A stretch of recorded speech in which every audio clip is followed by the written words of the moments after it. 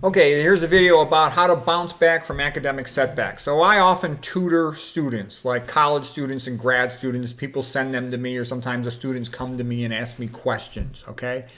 And the first thing I'd say, why they have a hard time the last semester, the last year. And I would say try to figure out what happened, okay? In my experience, most students are really very poorly prepared. Okay, so a lot of people say, well, I got A's in high school. I could give a rat's tail. When you compete at the college level, the grad school level, the students are better than they were on average at your high school. So you have to also improve your academic skills, your study skills, your time management, and all that. Okay, and in my experience of having worked with a lot of doctors who flunked their boards, they usually have poor study skills. Okay, and there is such a thing as high level study skills, and you want to try to develop those. Why not? You'll improve your performance and you'll get more for your time. Because the first question to ask yourself is, what is school? A lot of people don't even know what school is. School, and I'm talking about biology in most college and grad school, it's a memorization contest. You have to memorize what the teacher wants you to memorize from their lectures and from the book, and then you take a test on it. So you want to be good at memorization. Study memorization. Study how the memory champions win memory contests. Read Super Memory Super Student by Harry Lorraine about how to optimize your memory. You should know all that stuff. Mnemonics, letter number, alphabet, word associations. You should be intimately familiar with all that stuff if you want to be a top-notch student. Okay? The next thing is use the good study skills. You should have condensed notes. You should know walk and talk self-test. I give lots and lots of lectures. I've written like 3-4 books on study skills, and I got a whole bunch of lectures on how to raise IQ and improve your study skills. You should watch all that stuff. You should know it backwards and forwards. Okay? Then you could also ask yourself, what happened? Sometimes it's because the teacher's a jerk. A lot of college professors are jerks. A lot of them stink. Okay? I've had students at Ivy League level colleges tell me that their teachers are basically insane. I had a student from one of these Ivy League type colleges. Their student was like a transvestite, transsexual something, and insisted all the students must tell the class their protons, their pronouns, and they must use the correct pronouns. If you didn't use the correct pronouns, you would get your grade deducted. I mean, that's insane. That was at a Ivy League type school, college, that the students were they said that everybody was all tense and stressed out in class because they were afraid they would forget other people's pronouns, and it was very difficult to speak, and they said it was awful. And then what I've seen in a lot of these Ivy League level schools, you'll have these teaching assistants, and the teaching assistants can barely speak English. And the whole thing's kind of like a big joke. And no one cares because at the big name schools, they really want to do research and they don't care about teaching the students, okay? So I've had tons of students tell me their college professors were just terrible, awful, nasty, vindictive, terrible teachers, terrible communicators. They're really bad. There's no meritocracy whatsoever in college professors, and it's because the colleges know that the students want a degree to get to move on in their careers, so that they're going to pay the tuition no matter how bad the professor is. And because of that, the professors are really bad. If this colleges actually had to compete for students, then they would try to have better professors, but they don't care. So what does that mean? That means that you're on your own. If you get a teacher that's nice and knows how to teach well, consider yourself very lucky. A vast majority of the time, you're probably just going to have to teach yourself. Like I've seen teachers in the writing classes, they don't know how to write themselves. They can't write well. They don't, a lot of writing is personality. It's learning how to put your personality into your writing. I mean, the whole secret of writing is act like you're talking to an intelligent friend. Almost all the rules of writing come into that. When you're with a friend, you want to have fun. You want to tell jokes. You only say stuff that's useful. You can have multiple simultaneous threads going on. All right. Okay, what else? The other thing I see about a lot of students, what I noticed is, I wrote the book called The Medical Student's Guide to Top Board Scores. I had graduated first in my medical school class, 99% on my medical school boards. I was friends with the dean. He was very good to me. He let me interview all the students that had scored in the top 10% of their medical school boards, like 2 years after me, and I wrote an entire book, Medical Student Guide to Top Board Scores. I interviewed all these students, and here's what I saw. The students that were scoring in the top 10%, top 5% of their class, they tended to be all workaholics, very conscientious, very good at judging where they were at in the class, calibrating their work, and they were kind of workaholics, okay? And then I also did a lot of tutoring. I tutored in the urban health program, and I tutored in other programs, and I tutored a lot of students that were on academic probation that had flunked several classes and whatnot. And what I saw was most of them were kind of lazy. Okay, now they didn't think of themselves as lazy because they were working harder than they had, let's say, in their college or their high school. But compared to the students in the top 5 or 10% of the class, they were lazy. Okay. And it's enough just to want to get good grades, to do well academically at the high school, college, grad school level. Because I know 3 girls that were all second in their medical school classes. And all 3 of them, in my opinion, really didn't have much ambition. They just wanted to do well in their med school class. They wanted to be competent at their job. They didn't have any big goals beyond that. All 3 of them, none of them did anything interesting after they were done with medical school. But because they wanted to do well, and I know the personalities, all 3 of them are very quiet, they're very meticulous, they're very conscientious. You would call them good girls, okay? They're all actually quite pretty too. But anyways, what I'm trying to say is, there wasn't anything interesting about them. They had no major goals. You know, I was determined to become an all-time great doctor, scientist or something, so I was way more motivated than that. You know, they didn't care about their residency boards too much. I never heard anything about them too much in residency. I actually trained with 2 of them, okay? And I know for a fact, one of them never said or did a single interesting thing in their residency program, okay? And I know the other one was pretty much the same thing too. So what I'm trying to say is they just wanted to do well in med school, get a decent residency, and then have a nice life, you know, make money and have a family, live in a nice neighborhood. Okay, that was their goal in life. All right, and I say that because I was super motivated in residency too, and wanted to crush it, and was very intense in residency, unlike them. So you don't have to be that way at all. All you have to do is be very conscientious, hardworking, and dedicated to school when you're young. Okay, but you got to know study skills. It makes a giant difference. You raise your academic IQ about 30 points. Why wouldn't you want to do that? Also, you need to study summer, Thanksgiving, Christmas, and Easter vacation. These girls were studying in their free time, okay? And you should do that. You should study in the summer. Get ready for your classes. Buy the books in advance and start studying those topics. Watch YouTube videos. You should study during Christmas vacation. You should study during Easter vacation. You should study every weekend. Because I've seen a lot of the students who are not doing well, they think they owe themselves a break. Don't get me wrong. Sometimes you could be burned out. You need a break. That's also why you should get yourself psyched up to want to learn and master your field so that it's easier to study. If you want to learn, it's easier to study. Let's see. What else? Walk and talk self-test is the best study skill. You just close the book, walk around, and start talking to yourself. Repeat everything back. The reason is then you become articulate with the material. You can have a conversation about it. And that's really, the high-level students can converse about the subject. Okay? Like imagine you ask me a question about the brain. You know, what is the significance of this finding on a brain MRI? What does this imply for the patient? I would sit there, look at the films, and have a conversation with you. Okay, I wouldn't say, can you give me that in the form of a Scantron multiple choice question? No, I can discuss it. Like when I was learning biology at Stanford, I hung around with these guys. I found a guy who was, my first semester at Stanford, I was not that good a student. I got like B's and B minuses in easy classes. I was recruited as an athlete, not as a student. And then I was afraid I was going to flunk out when I started taking harder classes. I found a guy who was getting A pluses, and I just said, hey, can you help me in school? How do you do it? And all I did was hang around with him and just imitate him.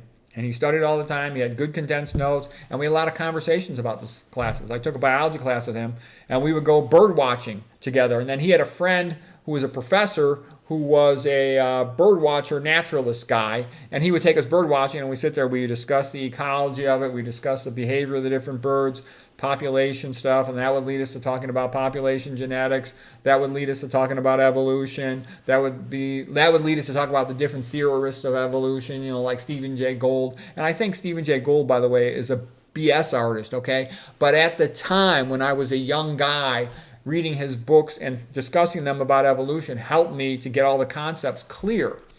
And that's what I'm talking about. The A+ students are conversant on the subject matter.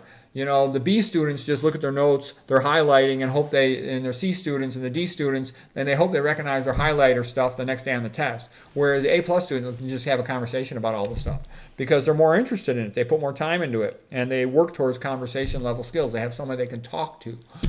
What are other things that help you to ramp up your academic performance?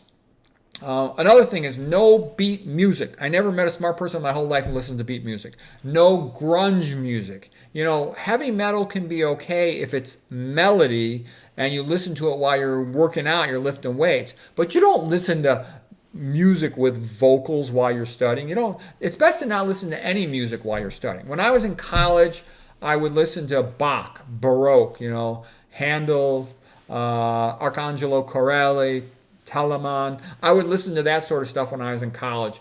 But by the time I got to med school and later on residency, I never listened to music again. I'll have ear protectors, and I'll put these ear protectors on when I'm studying. Basically, you can't turn your ears off.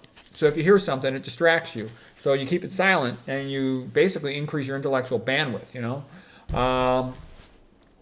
So that's good. Good to have a nice quiet study room. Good to keep all your books organized. Keep them, all the biology books on one shelf, all the chemistry books on another shelf, so you know how to find stuff. And if you move them in clear boxes so you don't lose anything.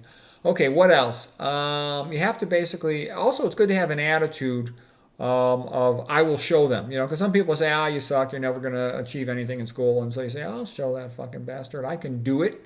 Okay, and I would also see other people who were doing better than me, like a couple of guys my senior year of high school, guys on the cross country team, done better than me on the SAT test. And I was pissed off because I took the SAT test as a junior, thinking of myself as a future athlete, national champion, and I'm like, I don't care about this stupid test. It's not irrelevant to my life, career, future. And then those guys did better than me, and I got injured. I thought I might not be an athlete anymore. And I'm like, man, I better do good at school. So I just bought one of those books, for 10, 20 bucks. And I went through all the SAT stuff. I took it 3 more times, and my score went up about 300 points. Okay, so that's it. My brain didn't change. My IQ didn't change, but they considered it an IQ test, so you can do better on an IQ test if you study for it. Okay, so that's good to have, The other thing, too, like in my residency program, when I first went there, one of the head residency attendings, said to me, our first Puerto Rican resident, our first Hispanic resident, I better, watch my hubcaps in the parking lot. I didn't say anything. I just smiled at him, but I was like, yeah, fuck you, pal. I'm going to be the best resident in this whole program of any age, let alone my own age group. And maybe one of the best, if not the best that ever trained here. You just watch, okay? And I would love to sort of stick it in his face that I would just sort of dominate the conference room. I was very well prepared for conference. For my boards and residencies, a 4.5 hour test, I've done like an hour and 10 minutes with a perfect score, okay? I just crushed it, all right? And I tell you that because you're going to face adversity. You're going to face people who don't like you, who are nasty to you, who are unfair to you. That's just a fact of life. And so it's good to have this attitude, well, fuck them. If they're not nice to me, I'll just prove that I'm better than them. Like Frank Sinatra had said, the best revenge is overwhelming success, So it's just like, yeah, watch that, okay? And also I would say to myself, if it is, I heard this with some other athlete saying this, if it is to be, it is up to me. I have to make it happen. No one gives a shit about me except my parents love me, and that's about it, okay? I'm on my own. So if I'm going to make anything happen in my life, I have to do it. Once in a while you're lucky somebody's nice to you, but most of the time people ignore you. And sometimes people are downright nasty to you and unfair to you. So you just have to say, I'm going to be so good, even if they mess with me, I'm still going to be successful. I like the Dabrowski theory of personality disintegration and reintegration. So what that is basically he said that sometimes you suffer a setback or disappointment and you feel like you failed and you're just really sad. But instead of moping about it for a prolonged amount of time, you have to say, I'm going to take all my energy and frustration and put it into this new activity, whatever that might be. And like for me, I was real sad that my wrestling career wasn't as good as I had wanted it to be. I had the athletic ability to be a national champion, at least an All-American. And I was like one match away from being an All-American. But anyways, actually, I'll tell you one more thing about my second year at Stanford. I was having a hard time. I didn't do so well in the wrestling season. I got re-injured again. I was thinking about quitting wrestling, and I was even thinking about dropping out of Stanford, going somewhere else for college, closer to home. I was from the Chicago area. And the head wrestling coach did not like me. He was sort of a California guy, saw me as a Midwestern barbarian scumbag. He didn't like Midwest guys. And Mark Schultz was, one of the assistant coaches, and he was nice to me. And he's like, Rogers, there's nothing wrong with you. You ain't quitting. Hang around with me. So I started hanging around with Mark Schultz. He's a 3-time national champion, world and Olympic champion. And he started telling me all these stories about wrestling with the Russians and about his brother Dave was also a superstar wrestler. And just from being around him, his confidence level, he's like, he's ready to go dominate the world championship. I'm like, the least I could do is, win the next dual meet, okay? So I came back that next year and I set the all-time school record for victories in a season, 39, was team captain, student athlete of the year at Stanford University. And I just tell you that because when you get around good people, it rubs off on you. It's contagious. That you get something good from them. So all I did was hang around with a guy who was a great student, and I became a much better student. The next semester, after getting all B's and B minuses, I got my first A minus in something. I'm like, oh my God, I can get an A at Stanford, okay? And then the next quarter system, they're on quarters, not semesters, I got straight A's after that, and I got pretty much straight A's on almost everything afterwards, after that. So let's see, what else? So just be around people who are successful, and it will rub off on you to some degree. Imitate them as much as you can. Don't be too cocky or arrogant. That's not the problem here. Let's see what else. Study a lot for standardized tests. You got to focus all your energy into one thing. So, when you're studying for your boards exam, for your MCATs, it's not the time to do pleasure reading. Okay, I'm an old guy now. I'm 61 years old. If I want to pleasure read, I can read a novel. Okay, I can listen to one in my car. But when you're young and you're going through the intense, meat grinder, pre-med, the hot red pre-meds or whatever in your class, you need to just focus on your studying. I didn't read for pleasure when I was going through my difficult college classes or med school classes. Later on I would, once had more time and had more experience. But there's a time when you just can't pleasure read, so don't waste your time with that. Don't ever listen to beat music. Unless you're lifting weights, you can listen to, I would say, a little I like heavy metal, for lifting weights is fine. But not grunge heavy metal. Melody heavy metal, to help you lift the weight if you want. But never other than that. Because the loud noise, the grunge music, the dissonant music, it pushes thoughts out of your head. You want to be quiet. You want to be contemplative. And I would drive, and I would just, when I was driving the car, I'd be like, let's say I'm driving home on the weekend to go to my parents' house. My mom would do my laundry for me. I would just talk to myself. Okay, this is how glycolysis is. Glucose comes into the cell. It's phosphorylated. That adds a big charge to it, increases its size, so it can't exit out the membrane. Okay, then it's isomerized to fructose. Okay, so I'm talking to myself in the car, saying everything back to myself, so I know that I know the whole pathway. And if I forget a step, I'll go look that up when I get home, and that helps me to learn it. So basically, you have to just put all your energy into a narrow focus because that enables you to do more. Your whole life should revolve around. You got to have good time management skills. And really, you just have to go through 1 or 2, sometimes 3 really boring years, kind of lonely and miserable. And that's just how it is, especially for guys. Because you know what they say about women. Women don't care about your struggles. They just hang out the finish line and sleep with the winners, okay? So you want to eventually be a winner in some way, whatever that is for. But don't think, the girls are going to be too nice to you while you're just a lowlife working your way up the ladder in academics, in college or, the first 2 years of grad school. It's just a fact. Let's see, what else? So what I'm trying to say is just realize people can do way better. So the second time around, study your tail off, take a class in the summer, take a DVD class, take an online class. You want to show up expecting to be the best in the class. Because even if you're not the best in the class, if you're trying to be the best student in the room, you'll probably do real well. And the other thing is I was just trying to learn the material. I wasn't that stressed out because I was just trying to learn the material. I had the idea that someday I'm going to be a great scientist or doctor. Therefore, I need to learn all this stuff. So I'm just going to keep on soaking it up. And what I saw was because I wanted to learn, I wasn't just trying to get a grade. I kept on absorbing the material better than other people. And the more time went by, I just would have this giant advantage over them of having all this background knowledge that they didn't have because they would forget everything. Whereas I would tend to retain a lot of material from one course to the next because I saw it as part of my development as a future scientist or doctor.